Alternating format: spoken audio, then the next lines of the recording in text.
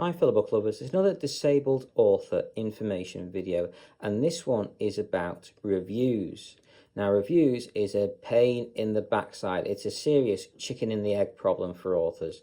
We need good reviews to get sales, to get people buying our books and all that kind of thing, but we can't get reviews until people have read our books and checked them out and done the reviews, so it's a real big problem. If you have a newsletter, this is one way round, then you can ask your people that it would be very kind of them to leave a review after they've bought the book, especially if they bought the book, because it goes on as a what's it called now,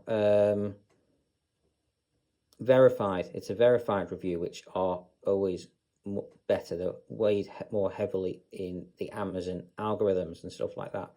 So you need reviews and stuff like that. But if you don't have an author, if you're a beginner author, you don't have a massive newsletter, then you're kind of screwed at that point. It's very, very difficult. Some ways you can do it is by trying to put your book out there in all the sites and making your book perma-free. That way it's more likely to be sold and you're more likely to get reviews organically that way. That's one method.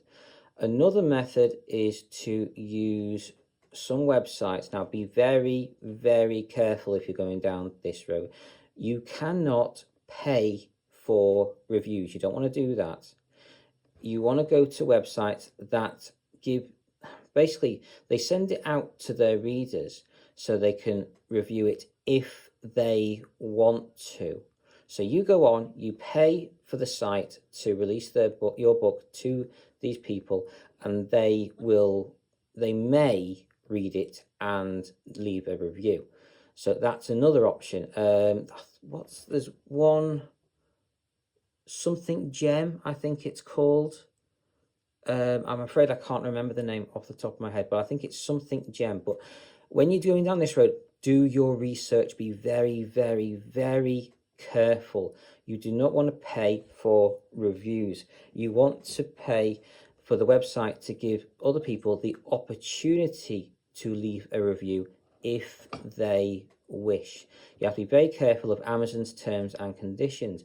You're technically not even allowed to ask family members to leave reviews for you. I'm quite sure people do, but you have to be very careful on that one. Otherwise, Amazon can remove the review for you. And if you do it too much, they might even give you a black mark. So be very careful when you're doing this. But the reviews are a very, very tricky thing. If you have a lot of author friends, if you're on platforms, then maybe you could help each other out by giving cross reviews. So if you go on and speak to other authors, you go on, you read their book, and you know, if you like, but make sure it's an honest review. Again, don't, just because they bought your book or you bought yours or whatever, and you want them to give you a good review, you put a good one in for them. Make sure it's an honest one. Make sure it's correct. However, I would also suggest you email the author and ask them if they're happy with the review. Send it to them before you put it up on there. Make sure they're happy with it, and then post it up there. That's the way I do it. I make sure they're all right with what I'm saying before I put it up there.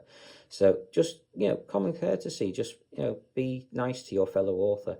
And if you're on those kind of sites like the Dream Team Network, Book Funnel, Book Hub, is it? I'm not sure on that last one. It's Book something. I can't remember what it is, but it's another site very similar to Book Funnel, and it's where authors can network, get together, help each other out on promotions, and that's one way to get your reviews.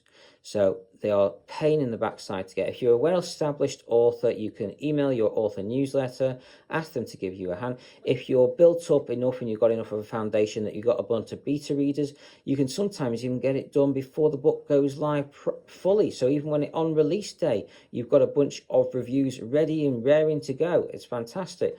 But that's if you're an established author. If you're not and you're building up from the beginning, like I am at the present moment in time, it's a pain in the backside and very, very difficult to do. So try those other options I've already mentioned. You can try those websites where they put it out to other people.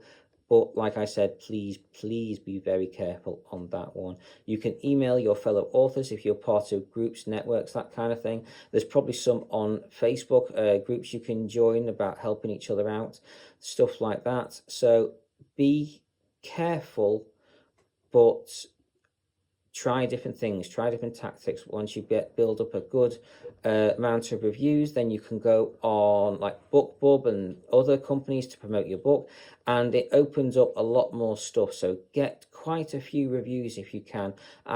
Depending on, there's different websites that offer different things, but just get as many reviews as you can, and a good mix is actually better than just all 5 stars. People, if you get all 5 stars, people think it looks a bit fishy. So if you get a few 1 stars, 2 stars, it can actually help make things look a bit more real. So be very careful on getting too many 5 stars. It can actually look worse than better in some cases. But overall, guys, I hope this has helped. Make sure your book is on Goodreads as well. It's a social media site for book lovers, basically the Facebook version of book. It's a book version of Facebook. So check it out, Goodreads. It's brilliant. Try and get on there. Get yourself established as an author on an author account, and give it a go. But don't spam people. Don't say, read my book, read my book, read my book. It's never a good idea to do that. So anyway, guys, I hope this information has helped. I hope you enjoy. Take care and carry on reading, fellow book lovers.